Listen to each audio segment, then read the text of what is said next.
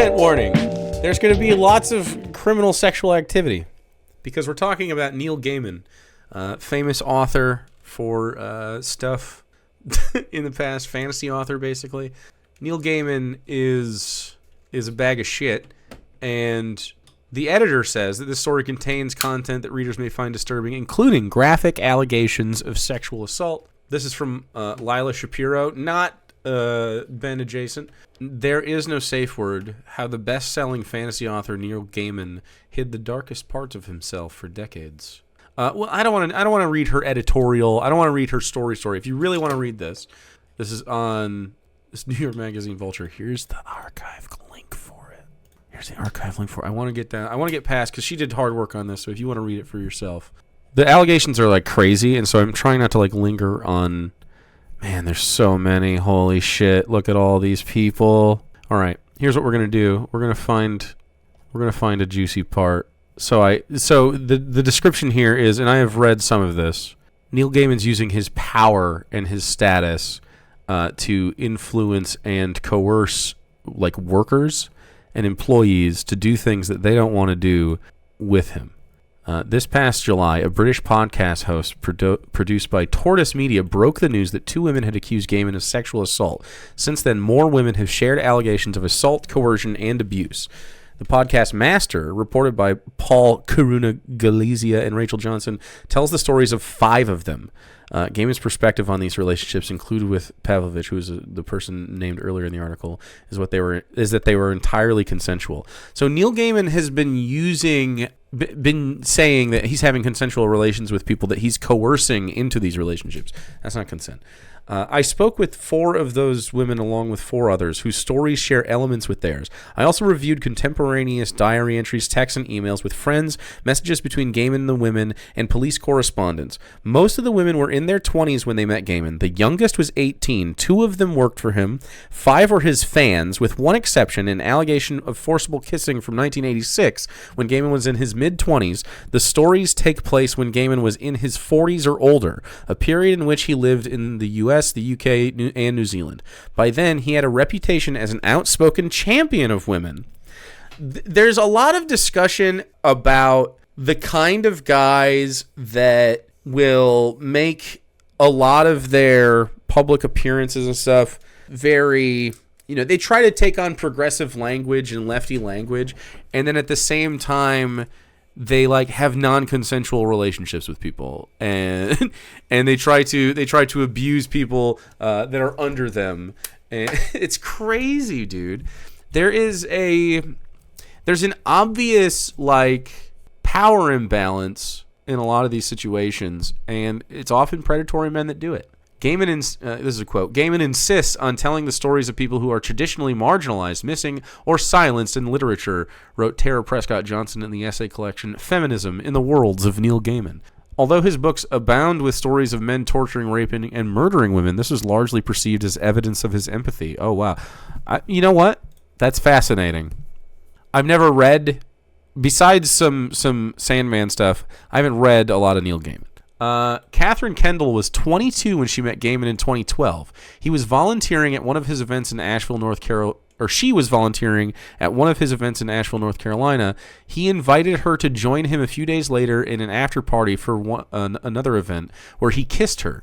The two struck up a flirtatious correspondence, emailing and Skyping in the middle of the night. Kendall did not want to have sex with Gaiman, and on one of her calls, she told him this.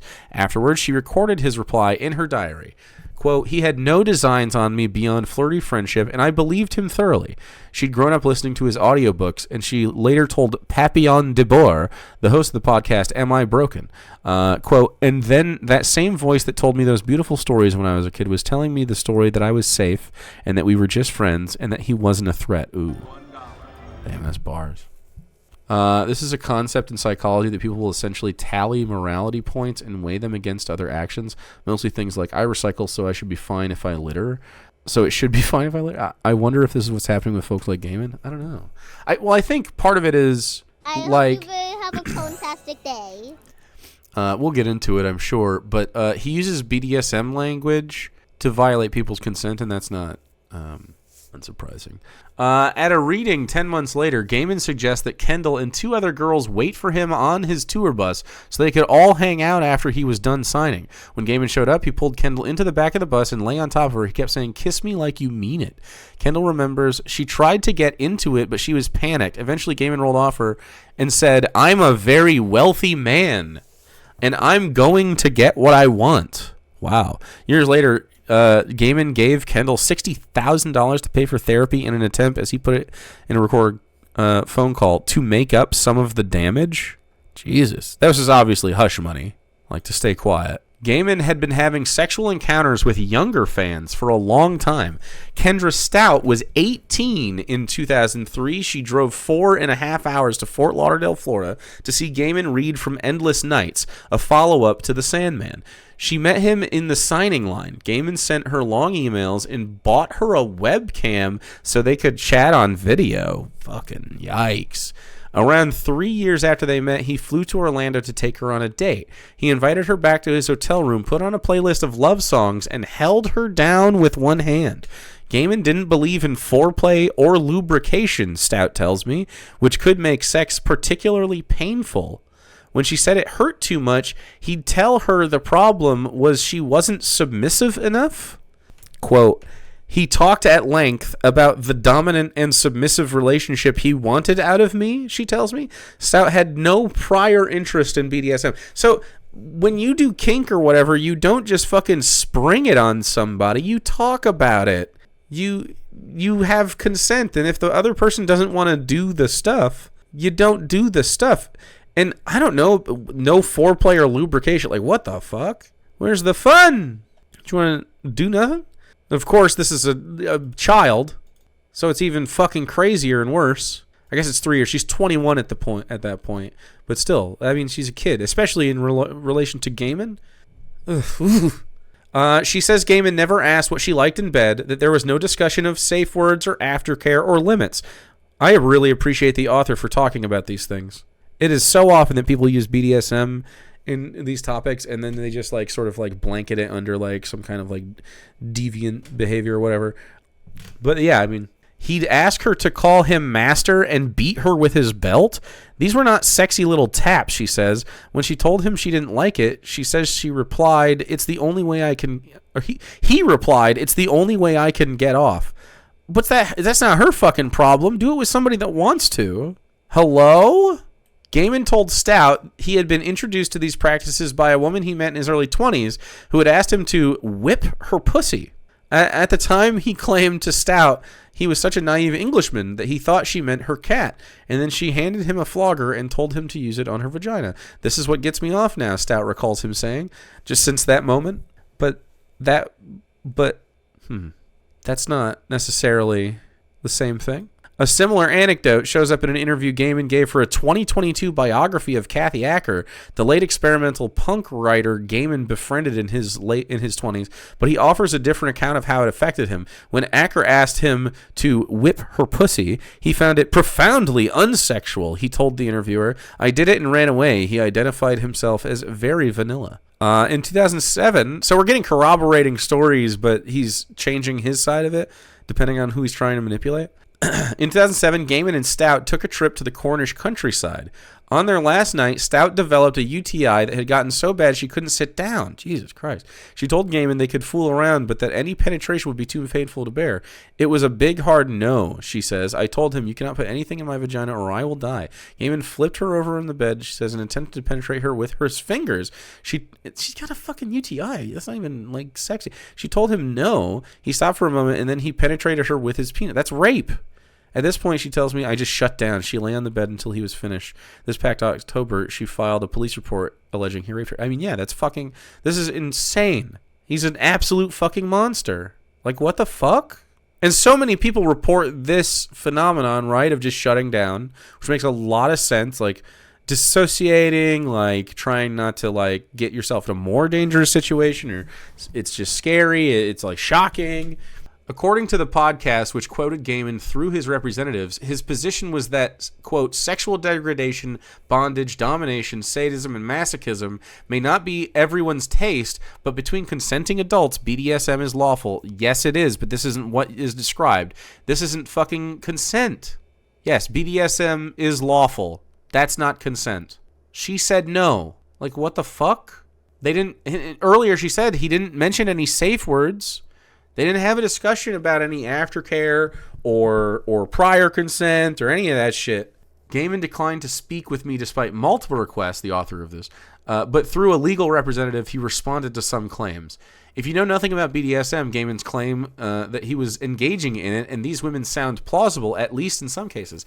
The kind of domineering violence he inflicted on them is common among people who practice BDSM, and all of the women at some point played along, calling him their master, texting him afterward that they needed him, even writing that they loved and missed him. But there is a crucial difference between BDSM and what Gaiman was doing. An acronym for bondage and discipline, dominance and submission, and sadism and masochism, BDSM is a culture with a set of long-standing norms, the most important of which is that all parties must eagerly and clearly consent to the overall dynamic as well as to each other, to each act before they engage in it. This is so true. I'm very happy that this is in the article. Very helpful. This, as many practitioners, including sex educators like Dossie Easton and Janet W. Hardy, who wrote some of the defining texts on the subculture, have stressed over decades, is the defining line that separates BDSM from abuse, and it was the line that Gaiman, according to the women, did not respect. Two of the women who have never spoken to each other compared him to an anglerfish, the deep-sea predator that uses a bulb of bioluminescence to lure prey into its jaws. Quote, instead of light, one says, he would dangle a floppy-haired, soft-spoken British guy.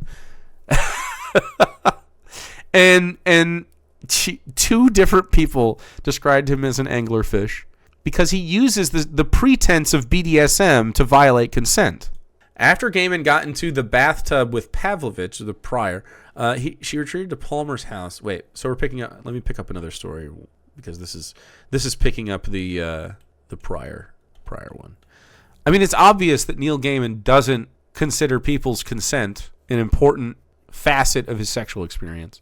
Sexual abuse is one of the most confusing forms of violence that a person can experience. The majority of people who have endured it do not immediately recognize it as such. Some never do. Quote, you're not thinking in linear or logical fashion, Pavlovich says, one of his victims, but the mind is trying to process it in ways that it can. Whatever had happened in the bath where she'd been assaulted, she'd been through worse and survived, she thought, and Gaiman and Palmer were offering her the possibility of a shared future. Throughout his career, Gaiman has written about terror from the point of view of a child. His most recent novel, The Ocean at the End of the Lane, tells the story of a quiet and bookish 7-year-old boy. Through various unfortunate events, he ends up with a hole in his heart that can never be healed, a doorway through which nightmares from distant realms enter our world. Over the course of the tale, the boy suffers terribly, sometimes at the hands of his own family. At dinner one night, the boy refuses to eat the food his nanny has prepared. The nanny, the boy knows, isn't really a human, but a nightmare creature from another world. When his father demands to know why he won't eat, the boy explains, she's a monster. His father becomes enraged. To punish him, he fills up the tub, then picks up the child, plunges him into the bath, and pushes his shoulders and head beneath the chilly water. Wow, and it's describing the prior abuse. What the fuck? I guess maybe we should have read that part specifically, but holy shit. I had read many books in that bath, the boy says. It was one of my safe places, and now I had no doubt I was going to die there. Later that night, the boy runs away from home. On his way out, he glimpses his father having sex with the monstrous nanny through the drawing room window. Dude, his books are fucked up. What the fuck? That's crazy. While Gaiman has identified the boy in the book as himself, he also claimed that none of the things that happened to the boy happened to him. Yet there's no reason to believe that some of the most horrifying events of the novel did occur. Gaiman has rarely spoken about a core fact of his childhood. In 1965, when Neil was 5 years old, his parents, David and Sheila, left their jobs as business executive and pharmacist and bought a house in East Grinstead, a mile away from what at the time was the worldwide headquarters for the Church of Scientology. Its founder, the former science fiction writer L. Ron Hubbard, lived down the road from 65 until 67 when he fled the country. David and Sheila were among England's earliest adherents to Scientology? His parents were Scientologists? Oh, no!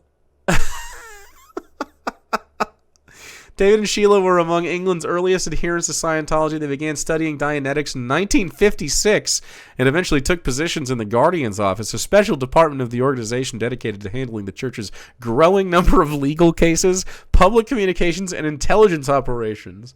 The mission of this office, as Hubbard wrote, was its covert use in destroying the repute of individuals and groups, which they have done before. By the way, the current leader of Scientology, James Miscavige, his wife has been missing, air quotes, for years and years and years.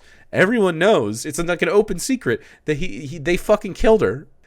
Because she was speaking out. On the side, the Gaimans ran the church's canteen, lodged foreign Scientologists in their home, and opened a vitamin company in town where they supplied courses of supplements for Scientology's detoxification programs. Jeez. Neil worked for the Church of Scientology as a teenager for 3 years as an auditor, a minister of the church who conducts a process some have likened to hypnosis. If you've never seen Going Clear, an auditor sits with you, and they have a little meter that you hold on to, and it beeps when you get close to like memories they have the bad thetans in them, and you got to talk about the bad things that you've done.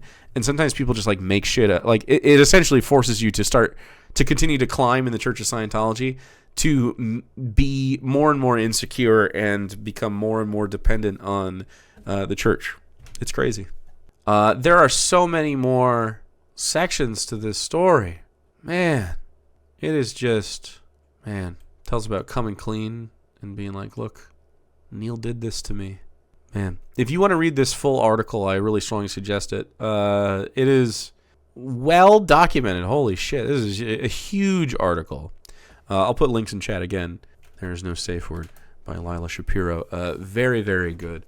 We could keep reading stories about how Neil Gaiman is a piece of shit, but I think we get it after the 1.5 stories we read. It is not looking good for Neil, which is good for his victims, I guess. I hope they get paid. I hope they get something out of this, some kind of closure. Maybe a step in the healing process. Being part of Scientology explains Neil Gaiman. Well, it's not the whole thing. But yeah, definitely, it's going to burrow holes in your fucking brain, that's for sure.